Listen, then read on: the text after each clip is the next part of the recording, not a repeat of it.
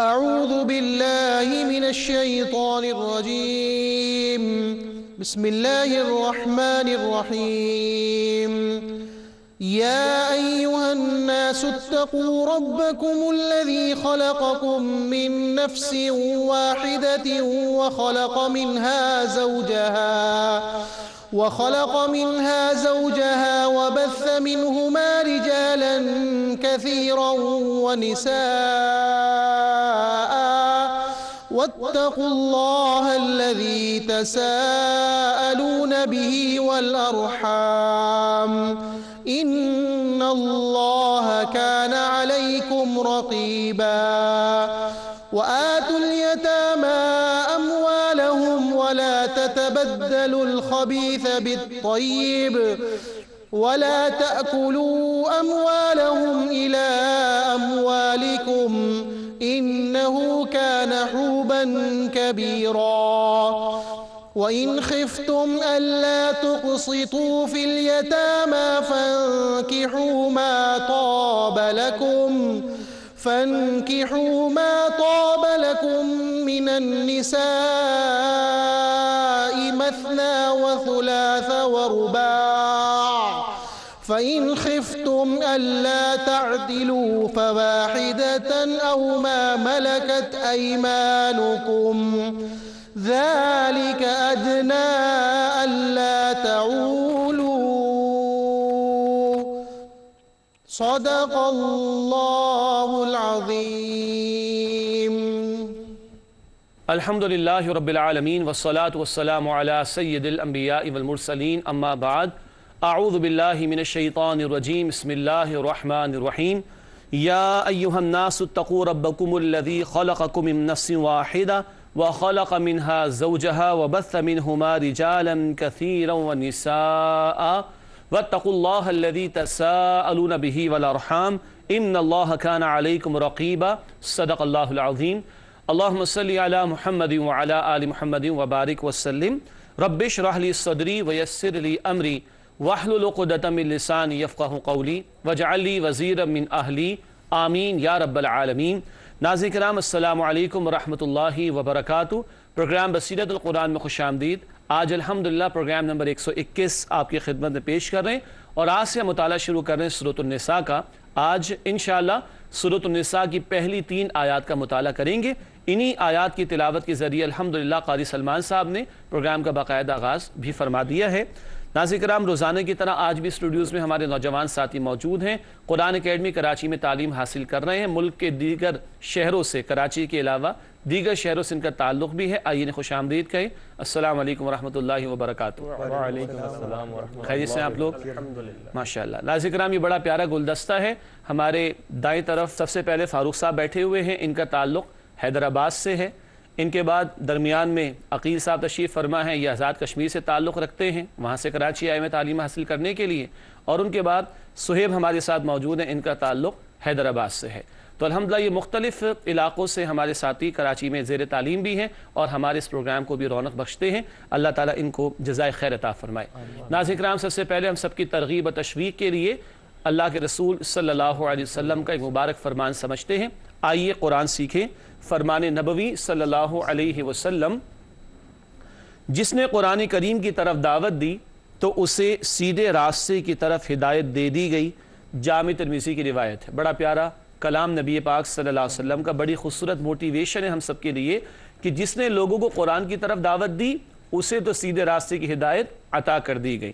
ناظرین کرام پچھلے پروگرام کے آخر میں ذکر ہوا تھا ماشاءاللہ بہت سارے ہمارے ویورز دوسروں کو بھی اس پروگرام کے دیکھنے کی طرف راغب کرتے ہیں اور مقصد یہی ہوتا ہے کہ لوگ قرآن کی طرف آئیں. تو اللہ کے رسول علیہ السلام بشارت دے رہے جس نے قرآن کی طرف لوگوں کو دعوت دی اس کو سیدھے راستے کی ہدایت عطا کر دی گئی. آگے بڑھاتے ہیں بات کو اور آج کی زیر مطالعہ آیات کا ترجمہ کرتے ہیں. سورہ النساء، سورۃ النساء آیات 1 تا 3 کا ہم مطالعہ شروع کر رہے ہیں. آئیے ان کا ترجمہ سمجھتے ہیں. ارشاد ہوا: اے لوگو بچو اپنے رب کی نافرمانی سے جس نے تمہیں پیدا فرمایا ایک جان سے اور پیدا فرمایا اسی سے اس کا جوڑا اور پھیلا دیے ان دونوں سے بہت سے مرد اور عورتیں. اور بچو اس اللہ کی نافرمانی سے جس کے نام سے تم ایک دوسرے سے مانگتے ہو اور بچو قرابت داری کے بگاڑ سے.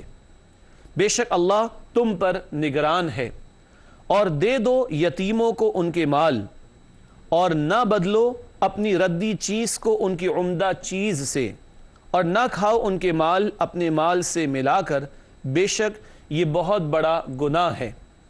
اور اگر تم ڈرو کہ یتیم لڑکیوں سے نکاح کر کے عدل نہ کر سکو گے تو نکاح کر لو ان سے جو تمہیں پسند آئیں، دوسری عورتوں میں سے 2-2، 3-3 اور 4-4۔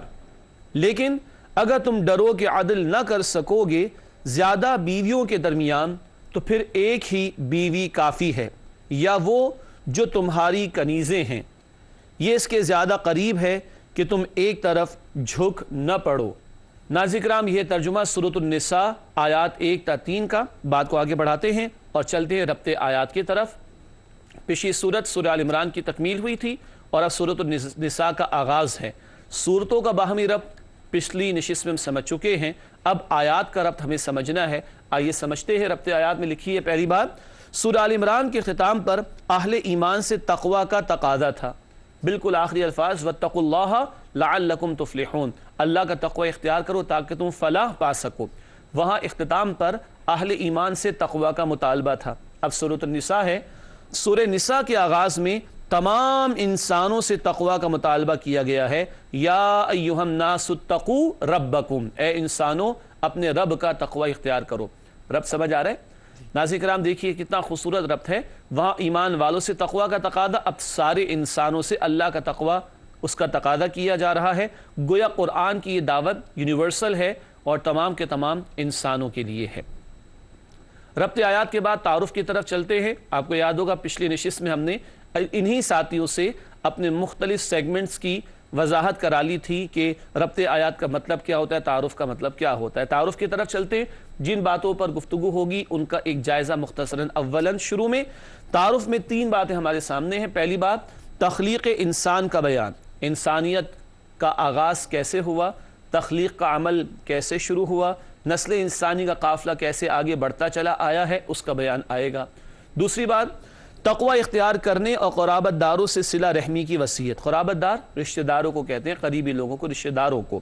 تقوی اختیار کرنے اور قرابت داروں سے صلہ رحمی کی وصیت۔ اور تیسرا نقطہ تعارف کے ذیل میں لکھا ہے، یتیموں کے بارے میں اہم ہدایات۔ معاشرے کا کمزور طبقہ جو پسا ہوا ہوتا ہے ان کے بارے میں اہم ہدایات یتیموں کے حوالے سے۔ ناظرین کرام تعارف کے بعد چلتے ہیں تجزیے کی طرف، یعنی آیات کا تجزیہ۔ سورۃ النساء آیات 1 تا 3 کا تجزیہ آئیے کرتے ہیں۔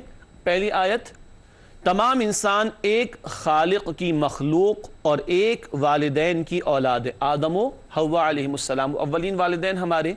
تمام انسان ایک خالق کی مخلوق اور ایک والدین کی اولاد ہیں۔ اس میں کیا سمجھنے کو ہے وہ تفصیل آئے گی آیت کی تشریح کے ذیل میں انشاءاللہ۔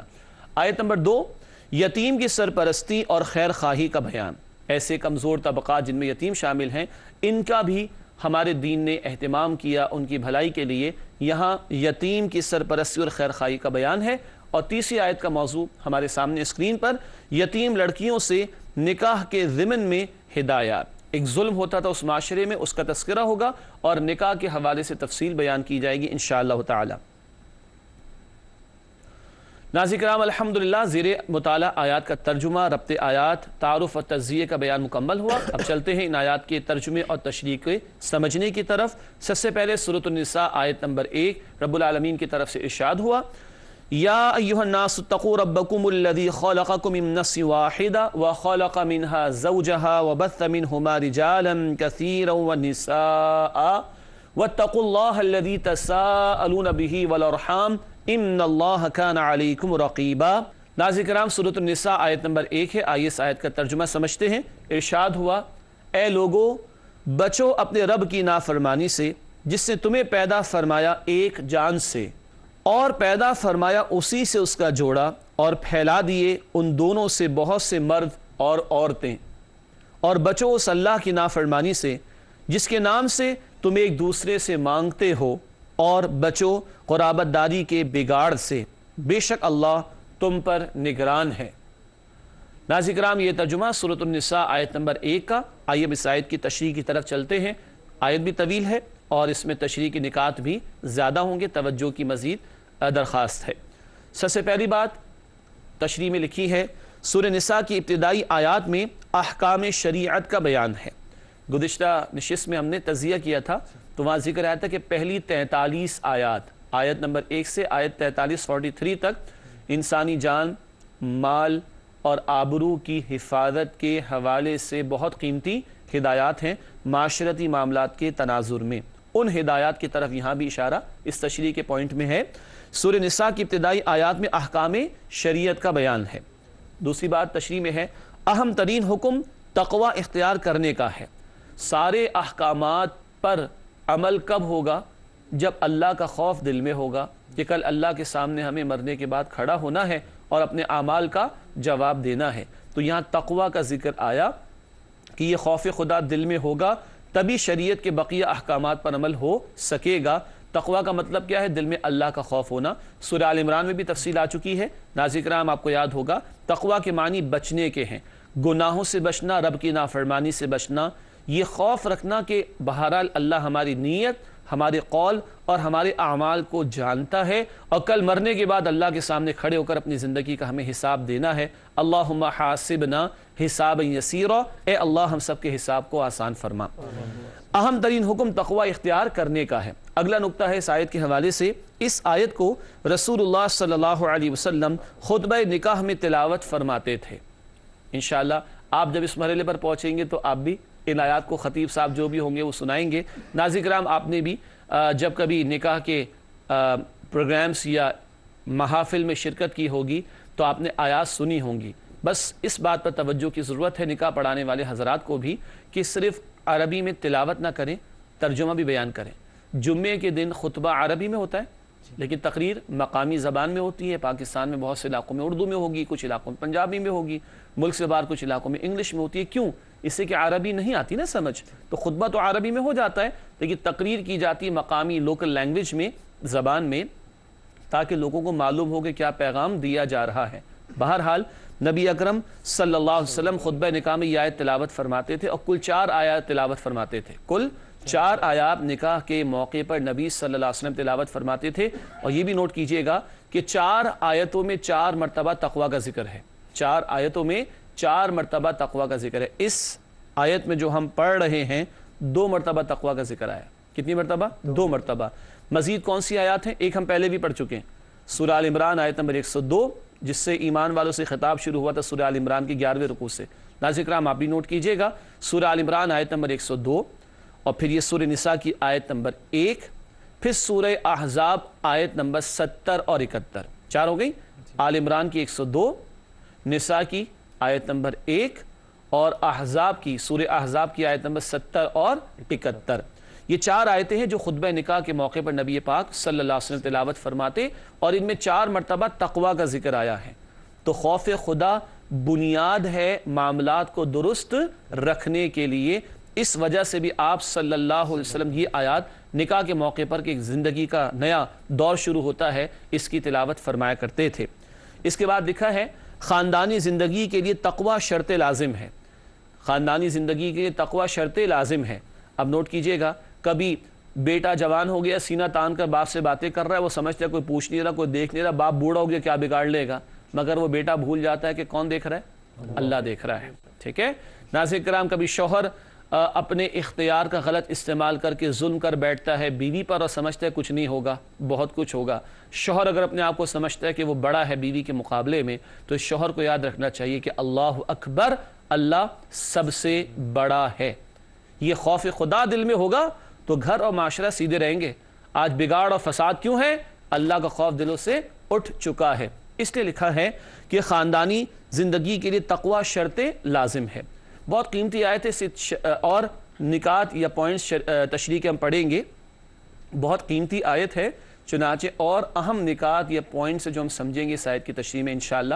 اگلا نقطہ دیکھیے گا، سارے انسانوں میں 2 باتیں مشترک یعنی کامن، سارے انسانوں میں 2 باتیں مشترک، خالق اور اولین والدین ایک ہی ہیں، ورنہ سارے انسانوں کا رنگ ایک جیسا نہیں، زبان ایک نہیں، لہجہ ایک نہیں، خطہ ایک نہیں، علاقہ ایک نہیں، حتیٰ کہ مذہب بھی مختلف ہوتے ہیں۔ مگر ناظرین کرام نوٹ کیجئے گا، سارے انسانوں میں 2 باتیں کامن ہیں، سب کا خالق ایک اللہ اور سب کے اولین والدین آدم اور حوا علیہم السلام ہیں۔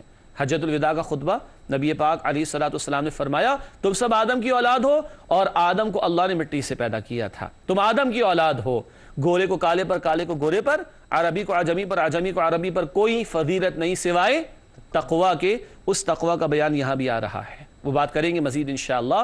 تاہم سارے انسانوں میں دو فیکٹرز کامن ہیں، دو باتیں مشترک ہیں، سب کا خالق ایک اللہ اور سب کے اولین والدین آدم و حوا علیہم الصلاۃ والسلام ہیں۔ اس کے بعد لکھا ہے تشریح میں عالمگیر بھائی چارے کی بنیاد کا بیان، یونیورسل بردرہڈ۔ سینکڑوں ممالک ہیں، بے حد تعداد کے اعتبار سے افراد ہیں اور بہت ساری تہذیبیں ہیں، سب میں بہت ساری باتیں مختلف ہیں، مگر سارے انسانوں میں یہ دو باتیں کامن ہیں۔ ان دو بنیادوں پر ورلڈ لیول پر، یونیورسل لیول پر، عالمگیر سطح پر ہم ایک دوسرے کے قریب آنا چاہیں تو آ سکتے ہیں۔ یہ دو بنیادی باتیں سارے انسانوں میں مشترک ہیں۔ ناظرین کرام، اہم بات آگے نوٹ کیجئے گا، لکھا ہے انسانوں کے مابین فضیلت کا معیار رنگ و نسل نہیں بلکہ تقوی ہے۔ گورے کو کالے پر، کالے کو گورے پر کوئی فضیلت نہیں، عربی کو عجمی پر، عجمی کو عربی پر کوئی فضیلت نہیں سوائے تقوی کے۔ بلیک اور وائٹ کا تصور آج بھی دنیا کے بڑے بڑے ممالک میں ختم نہ ہوا۔ اپر کلاس، لوور کلاس، یہ جو ہے وہ گھٹیا ہے، وہ اعلیٰ ہے، یہ تصورات آج بھی ختم نہیں ہوئے، جبکہ اسلام سارے انسانوں کو انسان ہونے کے ناطے برابر برابر قرار دیتا ہے۔ اور فضیلت کس کے لیے قرار دیتا ہے؟ جس میں تقوی موجود ہو۔ ناظرین کرام، اس آیت کے حوالے سے چند باتیں اور کریں گے انشاءاللہ تعالی جو تفصیل طلب ہیں، تاہم ایک وقفہ آپ کے ہمارے درمیان حائل ہے، آپ سے ملاقات ہوتی ہے اس وقفے کے بعد انشاءاللہ۔ السلام علیکم ورحمۃ اللہ وبرکاتہ۔ ناظرین کرام، پروگرام بصیرت القرآن میں خوش آمدید۔ آج ہم مطالعہ کر رہے ہیں سورۃ النساء کا اور اس کی آیت نمبر 1 کا مطالعہ جاری تھا۔ بریک سے پہلے دو باتیں اور ہیں اس آیت کے حوالے سے جو ہم سمجھیں گے۔ بریک سے پہلے جو آخری بات تھی وہ یہ تھی کہ گورے اور کالے اور اونچے اور نیچے کا فرق صرف اسلام مٹا سکتا ہے۔ جو رنگ، نسل، زبان کی بنیاد نہیں دیتا، وہ تقوی کی بنیاد دیتا ہے کسی کی فضیلت کے معیار کے اعتبار سے۔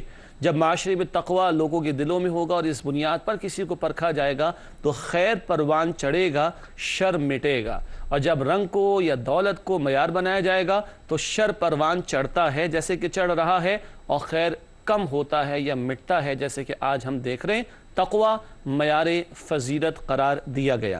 اگلی دو باتیں اسی آیت میں بہت قیمتی، آئیے ان کو سمجھیں۔ لکھا ہے آگے تشریح میں رحمی رشتوں کی اہمیت کا بیان۔ مزید اس میں لکھا ہے نکاح سے بھی رشتوں میں اضافہ ہو جاتا ہے۔ اللہ کا تقوی اختیار کرنے کا حکم ہوا کہ جس کا نام لے کر تم مانگتے ہو، کوئی سوال بھی کرتا بھائی اللہ کے واسطے میری مدد کر دو، ٹھیک ہے۔ گھروں میں بھی خدا نہ خاص جب جھگڑے ہو جاتے تو بڑے بوڑھے کیا کہتے ہیں؟ اللہ کے واسطے اب تو باز آ جاؤ، تو اللہ کے نام کا واسطہ دیا جاتا ہے۔ ایک والارحام، رحم کی جمع ارحام، رحمی رشتے، خونی رشتے، بلڈ ریلیشنز، ان کے ساتھ حسن سلوک کرنے کا حکم دیا گیا۔ اور جب بندے کا نکاح ہو جاتا ہے تو نکاح سے دولہا دلہن تو یعنی شوہر بیوی تو حلال ہو جاتے ہیں، مگر کچھ حرمتیں قائم ہو جاتی ہیں، جیسے کہ بیٹی اور باپ کا نکاح جائز نہیں ہے، اسی طرح بہو اور سسر کا نکاح بھی جائز نہیں، حرمت قائم ہو گئی۔ جیسے بیٹے اور ماں کا نکاح جائز نہیں، ایسے ہی داماد اور ساس کا نکاح جائز نہیں۔ ان رشتوں میں ایکسٹینشن ہو جاتی ہے۔ تو ایک رحمی رشتے جو ہمیں نسب سے اپنے گھر سے ملتے ہیں، اور کچھ وہ رشتے جو سسرالی رشتوں کی بنیاد پر میسر آتے ہیں، ان سارے رشتوں کے بارے میں ہمارا دین ہمیں رہنمائی عطا کرتا ہے۔ ناظرین، ان رشتوں کا بھی حق ادا کرنا اللہ کا حکم ہے، اور اللہ جانتا ہے کہ ہم کیا کر رہے ہیں اس حوالے سے۔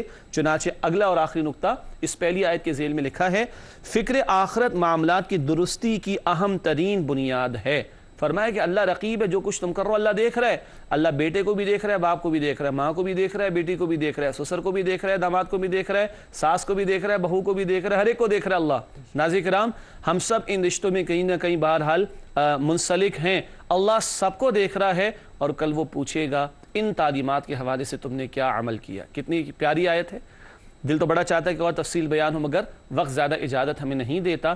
کتنا خوبصورت سلیکشن ہے، انتخاب ہے نبی اکرم صلی اللہ علیہ وسلم کا اس آیت کے حوالے سے کہ اس کی تلاوت آپ کا فرماتے نکاح کے موقع پر خطبہ نکاح میں۔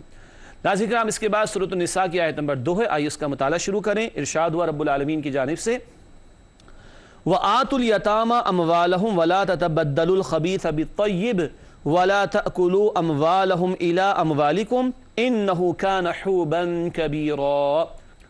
سورۃ النساء آیت نمبر 2 ہے، آئیے اس کا کرتے ہیں ترجمہ۔ ارشاد ہوا اور دے دو یتیموں کو ان کے مال اور نہ بدلو اپنی ردی چیز کو ان کی عمدہ چیز سے، اور نہ کھاؤ ان کے مال اپنے مال سے ملا کر، بے شک یہ بہت بڑا گناہ ہے۔ ناظرین کرام، یہ سورۃ النساء آیت نمبر 2 کا ترجمہ۔ آئیے اس آیت کی تشریح کی طرف چلتے ہیں۔ 4 باتیں بیان ہوں گی اس آیت کی ذیل میں۔ سب سے پہلی بات، نوٹس میں اسکرین پر آپ دیکھ رہے ہیں، معاشرتی قباحتوں میں سے پہلے یتیموں کے حقوق کی طرف توجہ دلائی گئی ہے۔ قبیح، قباحت سمجھتے نا، بری بات، خراب بات، ناپسندیدہ بات، تو قباحتوں، معاشرتی قباحتوں میں سے سب سے پہلے یتیموں کے حقوق کی طرف توجہ دلائی گئی ہے۔ ہمارا دین جہاں اللہ کے حقوق بیان کرتا ہے وہیں بندوں کے حقوق بھی بیان کرتا ہے، اور اسلام کی معاشرتی تعلیمات کا بیان ہے تو معاشرے میں کمزور اور پسا ہوا طبقہ ہوتا ہے یتیموں کا، جن کے ساتھ ظلم بھی ہوتا ہے، ان یتیموں کے حوالے سے توجہ دلائی جا رہی ہے اس مقام پر۔ تاہم یہ نوٹ کیجئے گا کہ اگلی نشست میں بھی، آئندہ آنے والی آیات میں بھی یتیموں کا بیان آئے گا انشاءاللہ، تو کچھ باتیں بعد کی آیات میں بھی تفصیل سے بیان ہوں گی۔ ابھی چند نکات یا پوائنٹس سمجھتے ہیں مزید۔ دوسرا نقطہ تشریح میں لکھا ہے اس آیت کے ذیل میں، دور جاہلیت میں بھی یتیم کے حقوق مختلف طریقوں سے پامال ہوتے تھے۔ میں نے لکھا ہے دور جاہلیت میں بھی، یعنی آج بھی تو ہوتا ہے نا، کسی یتیم بچے یا بچی کی جائیداد پر قبضہ کر لینا۔ ناظرین کرام، بہت معروف مثالیں، اللہ رحم فرمائے۔ ایک شخص کا انتقال ہوتا ہے، اس کے بچے یتیم ہو جاتے ہیں، اس شخص کا بھائی یعنی بچوں کا چچا وہ جائیداد ہڑپ کر جاتا ہے۔ ہوتا ہے نا ہمارے معاشرے میں۔ اگلی نشست میں پڑھیں گے انشاءاللہ تعالی، جو لوگ یتیموں کا مال ہڑپ کرتے ہیں اپنے پیٹ میں جہنم کے انگارے بھرتے ہیں۔ سورہ نساء آیت نمبر 10 میں تفصیل آئے گی آئندہ کی نشست میں انشاءاللہ۔ اس کے بعد لکھا ہے تشریح میں، یتیم کا مال کھانے اور ان کے اچھے مال کو اپنے ردی مال سے بدل دینے کی ممانعت۔ کیا مطلب؟ کوئی یتیم لڑکا یا لڑکی کسی کی سرپرستی میں آ گیا، اس نے سرپرستی کرنا شروع کر دی اس شخص نے، اب وہ کیا کر رہا ہے؟ جلدی جلدی مال ہڑپ کر رہا ہے، ابھی تو چھوٹا ہے، ہڑپ کر جاؤ، پوچھتا کون ہے؟ معاذ اللہ۔ یا ردیش ہے، اس کو دے رہا ہے اور اس کا اچھا مال ہڑپ کر کے اپنا پیٹ بھر رہا ہے۔ اگر کوئی یہ حرکت کر رہا ہے تو یہ بہت بڑا جرم، بہت بڑا گناہ ہے۔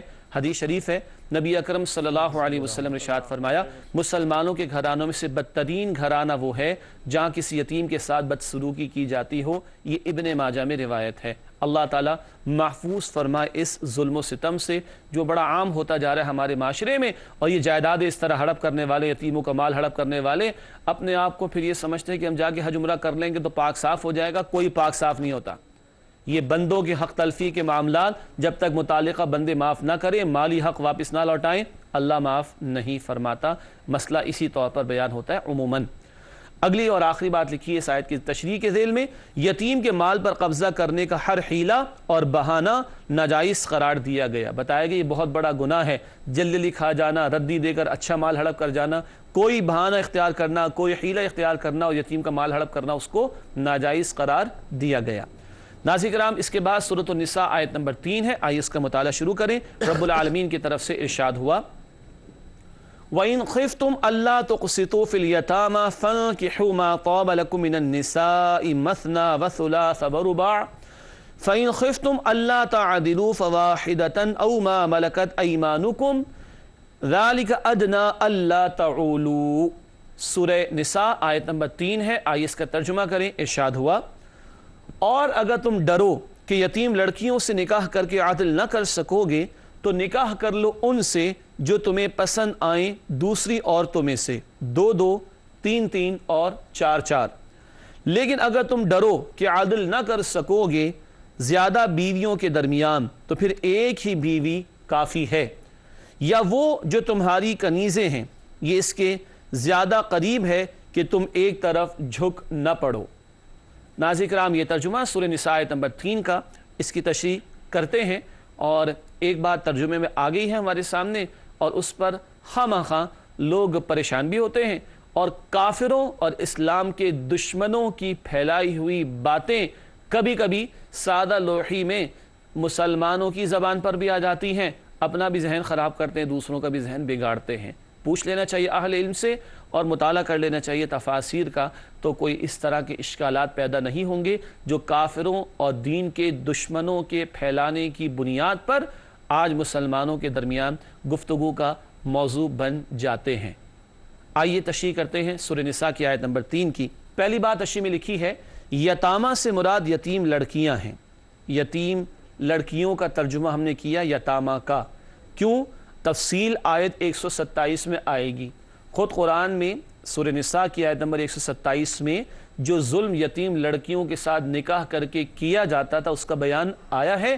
اس کو کہا جاتا ہے کہ قرآن کی تفسیر خود قرآن سے، تفسیر القرآن بالقرآن، قرآن کی تفسیر خود قرآن سے۔ انشاءاللہ یہ تشریح آگے بھی آتی رہے گی۔ تو پہلی بات، اس آیت میں یتامہ کا جو لفظ آیا اس سے مراد یتیم لڑکیاں ہیں، تفسیر آیت 127 میں آئے گی، اور یہ تشریح حضرت عائشہ صدیقہ رضی اللہ تعالی عنہ نے بھی فرمائی اور امت کے علماء نے اسے نقل فرمایا ہے۔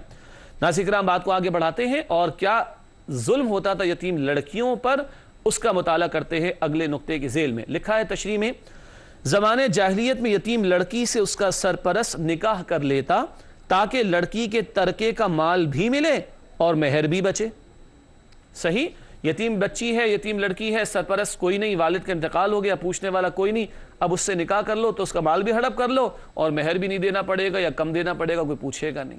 ورنہ ایک ایسی لڑکی جس کے والدین حیات ہوں، بھائی موجود ہوں، کوئی ولی کو سرپرست موجود ہو، اس کے ساتھ یہ ظلم نہ ہوگا نا۔ یہ ظلم بڑھتا جاتا تھا زمانے جاہلیت میں یتیم لڑکیوں کے حوالے سے، جس کی قرآن مذمت کر رہا ہے اس مقام پر۔ اگلا نقطہ تشریح میں ہے، یتیم لڑکی سے نا انصافی کا خوف ہو تو اس سے نکاح کی بجائے دوسری عورتوں سے جو پسند ہو نکاح کی تلقین۔ اب یہ ہے قرآن کا حکم۔ ظاہری بات ہے کون تسلیم کرے گا؟ جو قرآن کو مانے گا۔ کون عمل کرے گا؟ جس میں اللہ کا خوف ہوگا۔ باقی ناظرین کرام، کسی کے دل میں اللہ کا خوف ہی نہیں اور وہ کلمہ پڑھ کے اپنا آپ کو مسلمان بھی کہتا ہو تو اس سے کیا بحث کی جائے گی؟ ذہن میں رکھیے، دوبارہ عرض کر رہا ہوں، اسے کون مانے گا؟ جو قرآن پر ایمان رکھتا ہے۔ اور ان احکامات پر عمل کون کرے گا؟ جس کے دل میں اللہ کا خوف ہے۔ اللہ کا خوف دل سے اٹھ جائے اور دعویٰ کرے کوئی مسلمان ہونے کا، تو اس بحث کا کیا حاصل کہ ایسے لوگوں کو کیا جواب دیا جائے؟ ذہن میں رکھیے گا، مسئلہ تو شریعت کا ایسے ہی ہوتا ہے جیسے کہ بیان ہوتا ہے۔ خوف خدا دل میں نہ ہو تو بحث لا کروا لیجئے، لیکن بات یہ کہ دل میں خوف خدا ہونا چاہیے، جیسے کہ سورت کے آغاز میں بھی اللہ کے تقوی کا ذکر آیا تھا۔ تشریح میں لکھا ہے، یتیم لڑکی سے نا انصافی کا خوف ہو تو اس سے نکاح کے بجائے دوسری عورتوں سے جو پسند ہو نکاح کی تلقین۔ اس کے بعد اگلا نقطہ تشریح میں لکھا ہے، ایک سے زائد نکاح کی اجازت انصاف کی شرط کے ساتھ، جبکہ ایک ہی وقت میں 4 کی حد مقرر کی گئی ہے۔ پہلی بات تو ہے کہ نکاح کی اجازت تو دی گئی نا، تو نکاح ایک ضروری شے ہے۔ اللہ نے انسانی فطرت میں ایک تقاضا رکھا جس کی تسکین اور تکمیل کے لیے نکاح کا جائز راستہ عطا فرمایا، اور اللہ کے نبی پاک علیہ الصلوۃ والسلام کی سنت بھی ہے اور قرآن حکیم کی تلقین بھی ہے۔ ہمارا دین نکاح کی اہمیت بیان کرتا ہے، اس کی تلقین فرماتا ہے، اس کو لازم بھی قرار دیتا ہے۔ انڈر نارمل سرکمسٹانسز یہ لازم بھی ہے تاکہ انسان شر اور گناہ اور زنا اور بدکاری جیسے قبیح جرم سے اپنے آپ کو بچا سکے۔ غور کیجئے گا ناظرین، دنیا کے کئی مذاہب یا ریلیجنز میں نکاح کو معیوب سمجھا جاتا ہے، ہمارا دین نکاح کی تلقین فرماتا ہے اور بعض اوقات لازم بھی قرار دیتا ہے۔ لکھا ہے، ایک سے زائد نکاح کی اجازت ہے انصاف کی شرط کے ساتھ۔ ذہن میں رکھیے، اجازت ہے، حکم نہیں ہے، اجازت ہے، حکم نہیں ہے۔ نمبر 2 آگے لکھا ہے تشریح میں، ایک ہی وقت میں 4 کی حد مقرر کی گئی۔ پچھلی الہامی کتابیں اٹھا لیں اور دنیا کا لٹریچر اٹھا لیں، کہیں پابندی نہیں ہے، جتنے چاہو کرو۔ پچھلی کتابیں جن میں تبدیلی ہو گئی، الہامی کتابیں اٹھا لیں، دیکھ لیجئے، اور دیگر مذاہب کو دیکھ لیں، کوئی پابندی نہیں۔ اسلام ہے جس نے آ کر پابندی لگائی میکسیمم ایک وقت میں 4، وہ بھی ایک سے زائد عدل کی شرط کے ساتھ۔ تو 2 باتیں ہوئیں، عدل کی شرط لگائی، آزادی نہیں ہے بالکل، اور نمبر 2 حد لگا دی 4 کی میکسیمم۔ اس کی بھی وجوہات علماء کرام نے، مفسرین نے بیان فرمائی ہیں۔ ناظرین کرام، تفاسیر کا مطالعہ کیجئے تو آپ کو بہت کچھ ملے گا۔ بسا اوقات جنگی اور اس طرح کے حالات کہ مردوں کی تعداد کم ہو جاتی ہے اور عورتوں کی تعداد بڑھ جاتی ہے، تو اب وہ عورتیں جن کا نکاح نہیں ہوا کیا کیا جائے گا؟ دنیا کے بہت سے ممالک کی پاپولیشن کو آپ دیکھیے، عورتوں کی تعداد بڑھتی چلی جا رہی ہے، مردوں کی تعداد کم۔ سارے مردوں سارے عورتوں کا نکاح ہو جائے، سارے مردوں ساری عورتوں کا نکاح ہو بھی جائے، تو جو عورتیں باقی بچیں گی کیا کریں گے؟ عزت کا راستہ مل جائے, پروٹیکشن مل جائے, عزت کے ساتھ گھر میں بیٹھ جائیں نکاح کے ذریعے سے, یا کچھ اور فیصلہ آپ خود کر سکتے ہیں. ایسے بہت سارے دلائل علماء کرام نے پیش کیے, اور یہ اجازت کون دے رہا ہے؟ اللہ. اب کسی نے لب کشائی کرنی ہے, جرت ہے تو کرے, اپنے ایمان کی خیر منائے. اللہ اجازت دے رہا ہے تو کسی نے کوئی بحث کرنی ہے تو اپنے ایمان کی خیر منائے, اس پر کوئی اعتراض کرنا ہے تو اپنے ایمان کی خیر منائے. اس کے بعد کوئی جواب کم سے کم مسلمانوں کے درمیان گفتگو کے لیے باقی نہیں بچتا. آگے لکھا ہے تشریح میں, تعدد ازواج کی محض اجازت لازم قرار نہیں دیا گیا. تعدد ازواج کی محض اجازت ہے, لازم قرار نہیں دیا گیا. یہ بات آ چکی ہے نا کہ اجازت دی گئی ہے, لازم نہیں کیا گیا کہ کوئی لازماً دوسرا نکاح کرے, بلکہ اجازت دی گئی اور اس کی حاجت مختلف ضروریات کی وجہ سے پیش آ ہی جاتی ہے.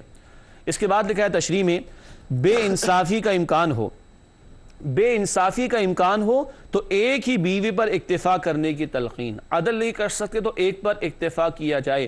عدل نہیں کرو گے, بے انصافی کرو گے تو کل اللہ کے ہاں پکڑ ہوگی. اجازت اللہ نے دی ہے تو وہ پوچھے گا بھی کہ اجازت کا استعمال صحیح طور پر کیا یا غلط طور پر. ناظرین کرام, آخری نقطہ, اس پر بھی لوگ بڑی بحثیں کرتے ہیں, بڑے سوالات کرتے ہیں. ارے جوابات تو تفاسیر میں موجود ہیں, جواب تو مل جائے گا, عملاً کوئی فائدہ نہیں اس بحث کا جو چھیڑی جاتی آج ہمارے معاشرے میں, اور ٹاک شوز کے اندر بھی لے آتے ہیں, سوشل میڈیا پر بھی لے آتے ہیں. دین کے ڈیسائیڈڈ معاملات جو کرنے کے کام, اس پر کوئی ٹاک شو نہیں ملے گا. نماز پر ٹاک شو دیکھا کبھی آپ نے؟ دینی پروگرامز کے علاوہ بات کر رہا ہوں, نماز ادا کرنی پڑتی ہے نا. اللہ رب العالمین کے اور احکامات کے بارے میں نہیں ملے گا آپ کو کبھی. بس یہ کہ بحث کرانے کے لیے ٹاک شوز ہو جائیں گے, ٹاپکس آ جائیں گے. آئیے اگلا نقطہ پڑھ لیتے ہیں, پھر بحث کیا ہوتی ہے اشارہ فقط کروں گا آپ کے سامنے. لکھا ہے, کنیزوں سے تعلق قائم کرنے کا معاملہ وقتی نوعیت کا اور جنگ کے ہنگامی حالات کے ساتھ متعلق ہے. ذکر ہے نا, یا پھر وہ جو تمہاری کنیزیں ہیں. اب لوگ کہتے ہیں اچھا کنیزوں کا معاملہ, وہ اللہ کے بندوں اس وقت فی زمانہ تو انڈر نارمل سرکمسٹانسز ہمیشہ کے لیے نکاح کا راستہ ہے انسان میں جو ایک فطری تقاضا رکھا گیا اس کی تکمیل کے لیے. جنگی حالات ہوتے, اور جنگ بھی کون سی؟ صحیح اسلامی شرائط کے مطابق جنگ ہو. پھر وہ جو پرزنرز آف وار جو ہاتھ آتے ہیں قیدی, ان میں مرد بھی ہو سکتے ہیں اور عورتیں بھی. وہ نہیں کہ جو گھروں میں رہتے نہیں, وہ جو لڑنے کو آئے میدان میں. ایسا نہیں پوری آبادی کو غلام اور کنیز بنا لیا جائے فتح کر کے, ایسا نہیں. جو لڑنے کو آ گئے ان میں جو مرد یا عورتیں وہ غلام اور کنیز بنائے جا سکتے ہیں. ان کنیزوں کے بارے میں ایک تعلیم ہے کہ ان سے تعلق قائم ہوگا, مگر اس کی بھی تفصیل بیان کی گئی ہے, احادیث سے تفصیل ملتی ہے, فقہاء نے اس کو مرتب فرمایا. مگر یہ کبھی جنگ ہو, ہنگامی حالات, اور جنگ اسلامی شرائط کے مطابق ہو, اور اگر کچھ عورتیں ہاتھ آئیں تو وہ کنیزیں قرار پائیں گی, تب کا معاملہ ہے نا. آج کا معاملہ ابھی کا معاملہ نہیں ہے. اور ناظرین کرام نوٹ کیجئے گا, عام حالات میں کسی مرد یا عورت کو غلام یا کنیز بنانا یہ ظلم ہے اور حرام ہے ان کی خرید و فروخت کرنا. انڈر نارمل سرکمسٹانسز عام حالات میں کسی مرد یا عورت کی خرید و فروخت کرنا, ان کو غلام اور کنیز اس طرح بنانا, ان کو غلام یا کنیز بنانا, یہ حرام ہے اسلام کی تعلیم کے مطابق. اللہ ہمیں تمام فتنوں سے بچائے, دین کی سمجھ اور دین کے تقاضوں پر عمل کرنے کی توفیق عطا فرمائے. ناظرین کرام, 3 آیات ہی آج سمجھنی تھی ہم نے. الحمدللہ کسی درجے میں سورہ نساء آیات 1 تا 3 کا مطالعہ مکمل ہوا. اب وقت ہے ہمارے نوجوان ساتھیوں کے سوالات کا. آئیے ان سے پوچھتے ہیں کہ وہ ہم سے کیا دریافت کرنا چاہتے ہیں. پہلا سوال کون کر رہا ہے؟ جناب میرا سوال یہ ہے, ابھی ارحام ارحم کا ذکر آیا کہ رحمی رشتوں کا, تو اس کی تھوڑی وضاحت کریں کس نوعیت سے ہے وہ تعلق. ارحام رحمی رشتوں کو کہا جاتا ہے, قریبی رشتے, اور قریبی رشتوں کا حق ادا کرنے کا حکم چاہے وہ گھر میں ہوں یا سسرالی رشتہ دار ہوں. اور حدیث شریف میں آتا ہے کہ اللہ تعالیٰ نے فرمایا کہ رحم کا لفظ رحمان سے بنا, اور جو رحمان اللہ سبحانہ و تعالیٰ اس لفظ سے رحمان سے رحم کا لفظ بنا, فرمایا جو اسے جوڑے گا میں اس کو جوڑوں گا, اور جو اس کو توڑے گا میں اس کو توڑ کر رکھ دوں گا. اللہ اکبر. اللہ ہمیں رحمی رشتوں کا خیال رکھنے کی توفیق عطا فرمائے. جی عقیل, آپ کا کیا سوال ہے؟ بسم اللہ الرحمن الرحیم. آیت نمبر 3 میں 4 نکاحوں کا ذکر آیا ہے, ٹھیک ہے, تو اس کے پس منظر کی وضاحت کر دیجیے تھوڑی سی. بالکل. سوال ہے کہ 4 نکاحوں کے حوالے سے, اچھا 4 میکسیمم, ٹھیک ہے, حد لگائی گئی. تشریح میں نے کہا تھا نا, دنیا کے بہت سارے مذاہب میں دیگر کتابوں میں تو کوئی حد ہے ہی نہیں, اسلام نے آ کے حد لگائی ہے میکسیمم کی 1, اور نمبر 2 1 سے زائد کی اجازت بھی اگر دی تو وہ عدل کی شرط کے ساتھ. اور ضرورت پیش آ سکتی ہے, کبھی جنگی حالات, کبھی عورتوں کی تعداد کا زیادہ ہونا وغیرہ وغیرہ, اس لیے اسلام نے 1 سے زائد نکاح مگر 4 تک کی گنجائش اجازت عطا فرمائی. جی سہیب, آپ کا سوال؟ جی سر, 1 سے زیادہ نکاح کے حوالے سے عدل کی شرط لگائی گئی ہے, تو عدل سے کیا مراد ہے, اس کی تھوڑی وضاحت فرما دیں. اچھا چلیے وضاحت کر دیتے ہیں کہ عدل سے کیا مراد ہے. ناظرین کرام غور کیجئے گا, उलमा ने लिखा कि एक शख्स 2 तरबूज लेकर आया और उसकी 2 बीवियाँ हैं, तो ये नहीं करे कि एक को एक दे दे दूसरे को दूसरा दे दे ना, हो सकता है एक कम मीठा और एक ज़्यादा मीठा हो, तो क्या करेगा, पहले को वो 2 हिस्से करे, एक को दे और दूसरा दूसरी को दे, दूसरे को काटे, आधा हिस्सा एक को दे और दूसरा हिस्सा दूसरी को दे। समझ आ रही है बात? मजाक नहीं है, मज़े में हम बात तो कर लेते हैं, ज़रा करके तो देखे। अरे दूसरी की बात तो बात की है, जो पहली किसी की बीवी उसके साथ हम क्या कर रहे होते हैं, उसका हक अदा कर रहे हैं। ज़रा गौर कीजिएगा, गुंजाइश दी है शरीयत ने, मगर अदल के साथ, और अदल की एक मिसाल आपके सामने रखी गई। नाज़िरान, प्रोग्राम के आखिरी लम्हात हैं और चंद मुख्तसर सेगमेंट्स, आइए उनका मुताला करते हैं। कुरानी मालूमात का सेगमेंट, आज का नुक्ता आपके सामने है। नबी करीम सल्लल्लाहु अलैहि वसल्लम की जिद्दोजहद का एक अहम मकसद अदल का क़याम था। सूरत अश-शूरा आयत नंबर 15 में है, व उमिरतु लिअअदिला बैनकुम, नबी अलैहिस्सलाम ने फरमाया कि मुझे हुक्म दिया गया मैं तुम्हारे दरमियान आदल को कायम कर दूं, जस्टिस को कायम करना, यह भी मिशन था नबी अकरम सल्लल्लाहु अलैहि वसल्लम का। कुरानी मालूमात के बाद हासिल मुताला का सेगमेंट, जिन बातों पर हमने गुफ्तगू की उनका आखिर में खुलासा या राउंड अप। आइए 3 बातें समझते हैं हासिल मुताला में। पहली बात, सारे इंसान एक खालिक की मखलूक और एक वालिदैन की औलाद होने के नाते बराबर हैं, सब बराबर हैं। फजीलत का मयार क्या है? तक़वा। दूसरी बात हासिल मुताला में, रहमी रिश्तों का लिहाज और यतीमों से बदसलूकी न करने की तलकीन की गई। 2 अलग बातें, रहमी रिश्तों का लिहाज रखो और यतीमों के साथ बदसलूकी न करना। इसके बाद तीसरा नुक्ता है हासिल मुताला में, एक से ज़ायद बीवियों की सूरत में अदल करना लाजिम है, और अदल की एक मिसाल आपके सामने भी जवाब के तौर पर रखी गई थी। नाज़रीन किराम, हासिल मुताला के बाद जायज़े का सेगमेंट थोड़ा क्रिटिकल पॉइंट होता है, अपने अंदर झांकते हैं हम और तलाश करते हैं कुछ सवालात के जवाबात। 3 सवालात जायज़े के एतबार से। पहला सवाल है उनमें से, क्या हम घरेलू मामलात में अल्लाह ताला के अहकामात को पेश नज़र रखते हैं? मुसल्ले पर और मस्जिद में अल्लाह को बड़ा मानते हैं, घर में भी अल्लाह को बड़ा मानते हैं, और ये खौफ रखते हैं कि कल अल्लाह के सामने खड़े होना है। देख लीजिए, घर सीधे हो जाएंगे इंशाअल्लाह, और आप और मैं भी इंशाअल्लाह सीधे हो जाएंगे, ठीक है। दूसरा सवाल है जायज़े के लिए, क्या हम सिला रहमी और ससुराली रिश्तों के हुकूक की पासदारी करते हैं? सास बहू को बेटी की तरह समझ ले, बहू सास को माँ की तरह बड़ा समझ ले, और ससुर दामाद को बेटे की तरह, और बेटा ससुर को वालिद की तरह समझ ले, यानी दामाद ससुर को वालिद की तरह समझ ले, सीधे हो जाएंगे इंशाअल्लाह, ठीक है। और रहमी रिश्ते घर वालों के हों, उनका भी हक अदा करना है, और ससुराली रिश्तों के साथ भी हुस्न सलूक करना दीन तलकीन फरमाता है। आखिरी सवाल जायज़े के लिए लिखा है, अगर मौका हो तो क्या हम यतीम के साथ हुस्न सलूक करते हैं या जुल्म करते हैं?